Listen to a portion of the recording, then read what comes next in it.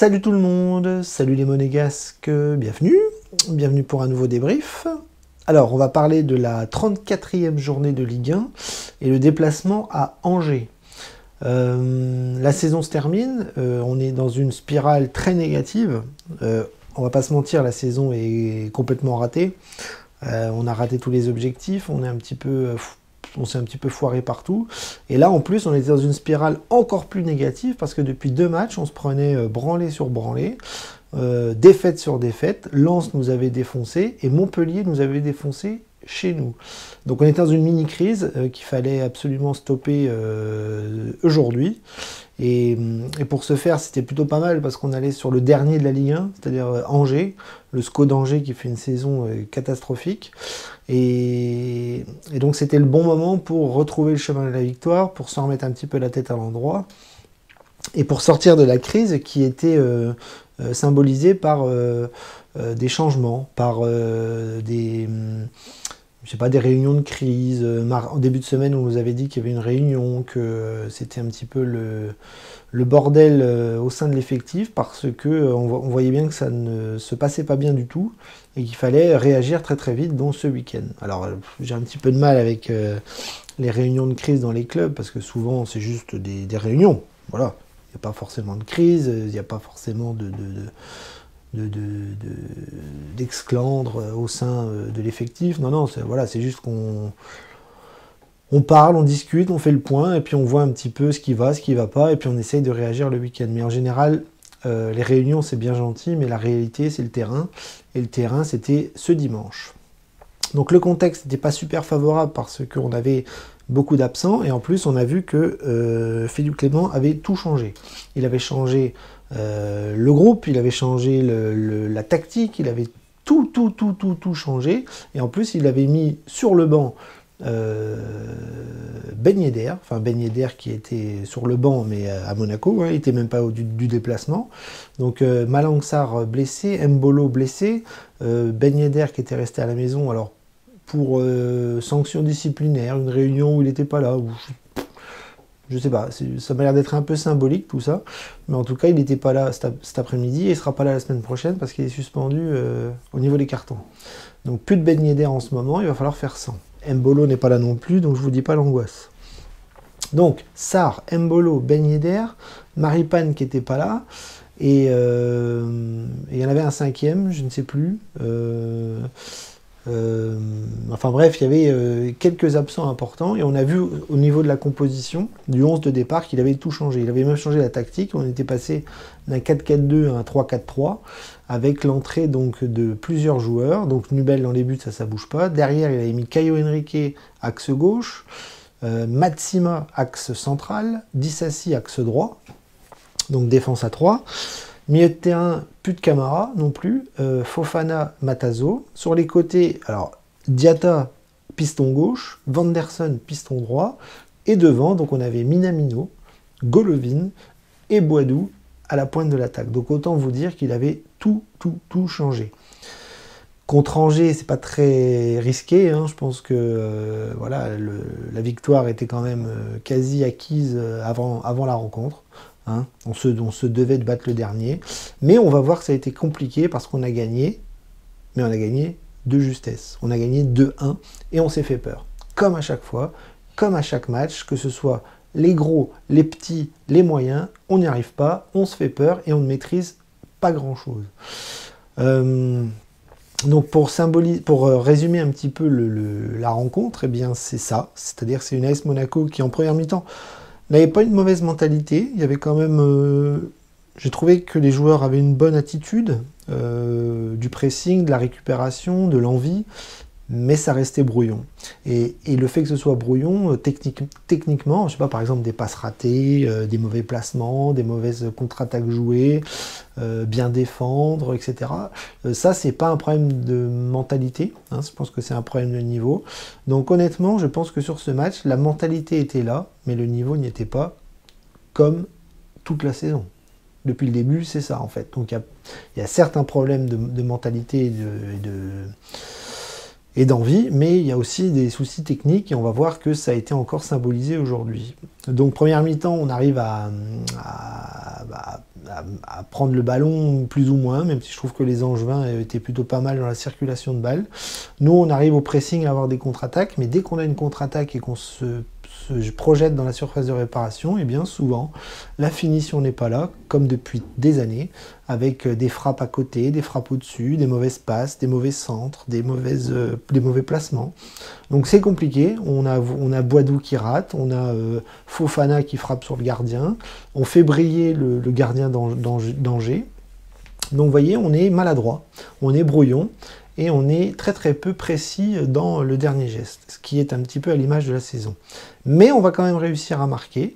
On va réussir sur un exploit individuel, c'est-à-dire une contre-attaque avec Vanderson qui récupère le ballon sur le côté droit, qui va rentrer dans l'axe, et il va la mettre sur Golovin, qui, comme d'habitude, avec son pied droit enroulé plat du pied, va la mettre en lucarne. Donc c'est pas forcément un but très bien construit, mais la finition et le talent individuel de Golovin va faire que on va débloquer le score et on va arriver à la mi-temps à 1-0, en sachant qu'on est devant, mais qu'on ne brille pas. Et ne pas briller contre Angers, c'est inquiétant. Deuxième mi-temps, ça va être la même chose, voilà, très peu de maîtrise, très peu de réussite, si ce n'est qu'on va réussir à mettre le deuxième but grâce à Boidou. Là, pour le coup, une belle contre-attaque, une belle récupération. Enfin, c'est plutôt une contre-attaque un peu réussie, avec beaucoup de réussite, parce que je crois que, je ne sais plus si c'est Fofana qui récupère le ballon un petit peu miraculeusement, et qui va lancer Boidou, qui dans la surface de réparation, pied gauche, va réussir à la mettre au fond. Donc c'est super, très beau geste pour mettre le but, et très content pour Boidou qui joue très peu.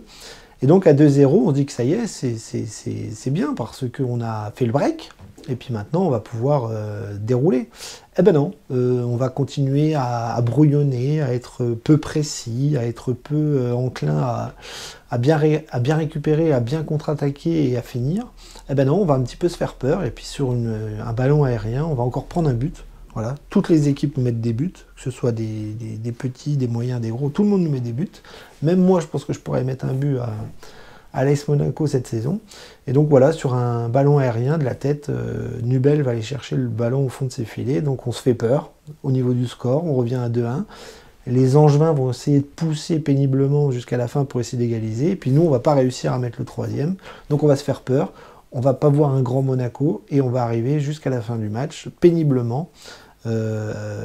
Avec la victoire, malgré tout, qui va nous faire beaucoup de bien, mais qui ne nous rassurera pas dans le contenu, malgré les changements, malgré la réunion de crise, malgré les blablas, et malgré l'adversaire qui a été quand même largement à notre portée, qui dans des temps normaux, nous aurait fait exploser le SCO d'Angers bien plus que à 2-1. Alors, on va analyser un petit peu les joueurs, parce que c'est intéressant de voir quel comportement on a vu par rapport au changement, par rapport au remplacement, par rapport aux joueurs qui ne jouent pas beaucoup, par rapport à la nouvelle tactique. Donc on est passé en 3-4-3, et donc Nubel a plutôt fait un bon match comme la semaine dernière finalement, parce que je sais que contre Montpellier, il a fait un gros arrêt, même s'il en a pris 4. Là aussi, aujourd'hui, il fait un gros arrêt en première mi-temps. Un face-à-face, en fait, un centre dans la surface de réparation où le joueur angevin est à 50 cm de Nubel, et Nubel tend son bras droit et il arrête du biceps. Très gros arrêt qui aurait pu nous faire du mal parce que Angers aurait pu marquer. Et donc on retiendra ça parce qu'il n'a pas eu non plus 50 000 arrêts à faire. Sur le but, bon, il ne peut pas faire grand-chose. Il n'est pas super bien placé, mais il est un peu loin de son poteau et la tête est super bien placée. Mais voilà, il n'a pas eu grand-chose à faire. Il a fait un gros arrêt et peut-être que s'il ne fait pas l'arrêt, eh bien aujourd'hui on fait match nul. Donc voilà, on ne va pas le descendre. Nubel, il n'est pas bon. Ça on le sait, ça fait 2 ans qu'il n'est pas bon. Mais là, aujourd'hui, ça a été. Défense centrale, donc là un peu expérimental, avec Caio Henrique axe gauche, Dissassi axe droit et Matsima. J'aime pas trop cette défense-là, j'aime pas trop la performance des joueurs, même si on a vu un Dissassi extrêmement actif. Il est beaucoup monté, il s'est beaucoup projeté, sur les coups de pied arrêtés, il aurait pu marquer 1 ou 2 buts. Il s'est battu, voilà, je pense que mentalement il a été bien, il a donné une bonne image de ce qu'on voulait voir, mais bon, voilà, toujours un peu compliqué quand il s'agit de défendre, enfin, collectivement, voilà, les placements, les... Bon, je suis pas forcément rassuré, mais il a fait quand même un bon match aujourd'hui. Matsima aussi, mais ça reste brouillon. Matsima, titulaire dans la défense centrale de l'AS Monaco cette saison, c'est hallucinant. Qui nous l'aurait dit en début de saison? Mais voilà, il paraît un peu comme dit Sassi, il a plutôt bien défendu en première mi-temps, il a fait ce qu'il a pu. Mais bon, c'est pas la sécurité sociale, ni l'un ni l'autre. Et même Maripane, quand il est là, je trouve que défensivement, de toute façon, on a un ensemble de joueurs et un dispositif qui, moi, ne me rassure pas et je pense ne me rassurera jamais. Défenseur central, défenseur central gaucher, Caio Henrique. Alors lui, il était plus trop dans son schéma habituel. Il était plus resserré dans l'axe. Il a pu monter une paire de fois pour essayer d'apporter sa patte gauche devant. Mais voilà, son travail aujourd'hui, c'était quand même de bien défendre, de couvrir la zone de gauche, un peu comme dit Sassi, et de pas trop pistonner comme a pu le faire Diatta ou Vanderson. Donc voilà, globalement, défensivement, on prend encore un but. Et donc je ne suis pas rassuré pour les 4 derniers matchs qui arrivent. Sur les côtés, Vanderson et Diatta, c'était pas terrible, mais ils ont fait quand même le travail. Vanderson a essayé de plutôt bien défendre. Offensivement, j'ai trouvé que c'était un peu brouillon. Lui aussi s'est un petit peu planté dans quelques centres, dans quelques passes, dans quelques combinaisons. Mais voilà, une grosse activité. Il a quand même essayé de faire l'essuie-glace parce que sur ce schéma-là, c'est très compliqué de monter, de descendre, monter, de descendre. Donc il a été moyen plus, on va dire, dans son apport défensif et offensif. Diatta, pareil, très peu à l'aise sur le côté droit toute la saison. Alors quand on le met le côté gauche, c'est pareil, c'est compliqué. Je trouvais que la première mi-temps était intéressante sur ses perforations offensive. Et puis en deuxième mi-temps, je trouve qu'on l'a beaucoup moins vu. Et ça, c'est assez inquiétant parce que on attend quand même d'un piston et d'un joueur comme Diatta d'être à 100% du début à la fin. Donc voilà, il a fait ce qu'il a pu. Il n'était pas sur son bon pied. Il a essayé de rentrer quand il pouvait. Mais voilà, j'ai pas trouvé que les pistons ont fait un match extraordinaire. Mais ils ont fait le strict minimum pour pouvoir amener l'équipe à la victoire. Milieu de terrain, alors là c'est compliqué. Fofana, on ne le reconnaît plus. Il a fait une très mauvaise première mi-temps et il a fait une deuxième mi-temps un peu mieux. Mais première mi-temps, il ratait les passes. Je crois que j'en ai compté 4 ou 5 en première mi-temps où dès qu'il devait faire la dernière passe vers la surface de réparation, c'était soit trop fort, soit à côté, soit sur l'adversaire. Donc vraiment très pauvre techniquement. Donc j'ai pas aimé sa première mi-temps. La deuxième mi-temps, ça allait un peu mieux dans le combat. Mais je trouve que Fofana n'y est plus du tout, à l'image de Camara, qui lui n'était pas là, mais qui n'est plus du tout aussi talentueux que le début de saison, ou en tout cas de ce qu'on en attendait de ce joueur-là. Donc Matazo a fait un match aussi plutôt correct, assez appliqué, assez sérieux. Pas forcément très juste techniquement à chaque fois, mais il a été là dans la récupération, dans le combat, et il laissait un petit peu Fofana se projeter quand il fallait. Mais c'était un peu brouillon, voilà, comme le reste de l'équipe. J'ai pas brillé, j'étais pas très serein malgré qu'on jouait le dernier du championnat. Devant, donc un trio Minamino, Golovin, Boadou. Alors c'était plutôt intéressant par moment. Sur les phases offensives, c'était plutôt pas mal, même si dans la finition on n'y arrivait pas. Je vous dis, Boadou qui frappait à côté ou au-dessus. Mais j'ai bien aimé le combat qu'il a mené, voilà, cette faculté à essayer de garder le ballon. Boadou, il était plutôt pas mal. Avec son corps, il couvrait pas mal de surface, il faisait des bons appels, il essayait de combiner dans les petits espaces avec Golovin ou avec ses copains. Et même si c'était brouillon dans le dernier geste, j'ai bien aimé quand même son activité. Mais Boadou, il marque souvent contre Angers, c'est-à-dire que j'ai l'impression que Boadou, malheureusement, il est faible avec les forts et fort avec les faibles. C'est-à-dire que quand il joue des petits clubs, il arrive à montrer ses qualités, il arrive à marquer des buts. Par contre, Boadou, si vous le mettez dans un gros match, je sais pas moi, contre Marseille, Paris ou même celui de la semaine prochaine contre Lille, je suis pas sûr qu'on le voit du tout. Du tout. Donc là, c'est bien. C'était un match à sa portée. Il a marqué. Il a plutôt bien donné une bonne activité, une bonne mentalité sur l'ensemble du match. Mais on attend de le voir beaucoup plus décisif et plus fort dans des matchs d'intensité supérieure. Minamino, pareil, voilà, j'ai bien aimé quand même son activité. Minamino, on peut dire ce qu'on veut, il est nul, il n'est pas bon, il est à côté de la plaque, il n'est pas adapté à la Ligue 1, ça, il n'y a pas de souci. Mais en tout cas, il se donne beaucoup, il récupère, il descend, il va chercher les ballons, il fait des fautes, oui, mais la mentalité est bonne. Minamino, j'ai jamais trouvé que c'était un gars qui avait une sale mentalité, au contraire. Le problème, c'est qu'il n'a pas du tout le football adapté à la Ligue 1, il se fait bouger physiquement, il est tout le temps par terre. Dès qu'il y a un contact physique, il vole. Mais voilà, il s'est battu et il a essayé d'apporter un petit peu comme Golovin son maximum. En deuxième mi-temps, par contre, Minamino, on l'a plus vu du tout, il devait être un petit peu cramé physiquement. Golovin, plutôt pas mal, voilà, c'est l'assurance technique, c'est lui qui nous sauve les miches aujourd'hui avec un but venu d'ailleurs comme il en a l'habitude, voilà, la lucarne. La fameuse Golovin lucarne, comme il aime les faire. Mais en fait, Golovin, il met beaucoup de lucarne parce qu'il a un geste qu'il maîtrise vraiment beaucoup, c'est le plat du pied. C'est-à-dire que lui, il a un plat du pied extrêmement précis. Il en a mis beaucoup au-dessus, beaucoup à côté depuis qu'il est à Monaco, mais quand c'est cadré, ça fait mal parce que c'est ce qu'il va chercher en fait. Il va chercher la lucarne avec cet enroulé qu'il maîtrise plutôt bien. Donc voilà, une équipe un petit peu... pas super brillante et très folichonne aujourd'hui, mais ils auront fait le minimum syndical pour aller chercher la victoire et c'est tout ce qu'on va retenir.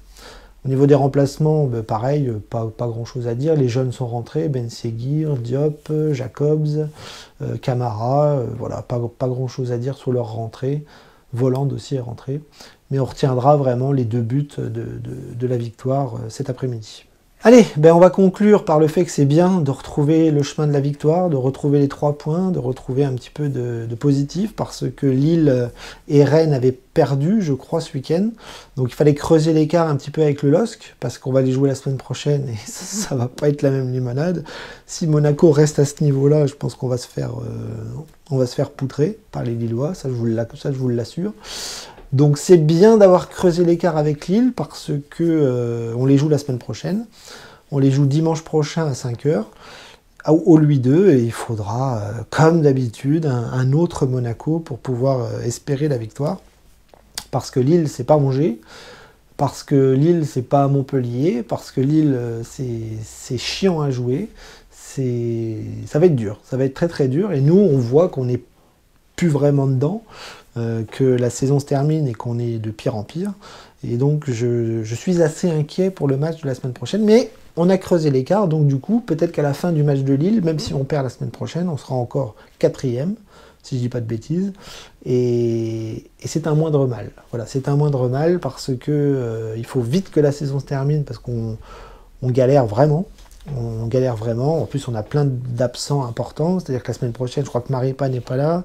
Ben Yedder ne sera pas là. Mbolo, il ne sera pas là non plus parce qu'il est encore en phase de réathlétisation. Donc, si on doit jouer avec Boadou avant-centre la semaine prochaine, ou Voland, ou Ben Seguir, bon, ça va être... On sait que ça va être compliqué et que on va en chier jusqu'à la fin de saison. Parce qu'après, on aura Clermont, on aura Rennes et on aura Lyon. Donc, autant vous dire que ça va être des matchs très difficiles. Et que Monaco a encore besoin de prendre conscience que la saison n'est pas finie et que s'ils veulent aller en Europa League, eh bien, il va falloir travailler encore plus et montrer un visage beaucoup plus intéressant dans les matchs à venir parce que Lens, c'était catastrophique, Montpellier, c'était catastrophique. Aujourd'hui, c'était bien, mais pas encore extraordinaire. Donc, il faut monter en puissance, les copains monégasques, les petits copains de Philippe Clément. Il faut vraiment monter en puissance. Bon, j'espère qu'on va le faire. En tout cas, je vous donne rendez-vous la semaine prochaine pour le débrief du Monaco-Lille, en espérant une bonne nouvelle. Et puis, en attendant, eh bien, on va savourer cette petite victoire parce qu'on est bien ancré à la 4e place et j'espère qu'on va y rester. Bon dimanche!